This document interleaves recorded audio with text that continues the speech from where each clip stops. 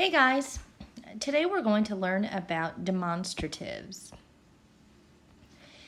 We'll look at both the demonstrative pronouns and demonstrative adjectives. And the word demonstrative kind of sounds like the word demonstrate or to show. Here are your demonstratives. We only have 4. So this, that, these, and those. Those are your 4 demonstratives, and you can think that those words demonstrate or show something.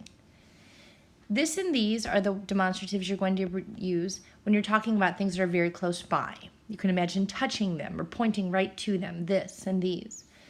However, when you're talking about things that are further away, you're going to use the demonstratives that and those. Imagine that you're pointing across a room or somewhere farther away.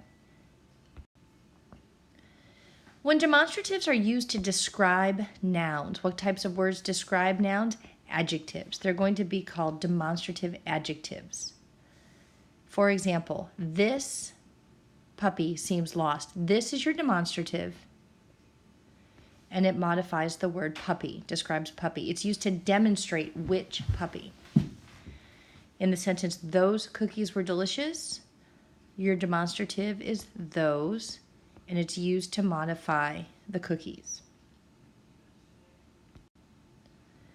But we can also have demonstrative pronouns.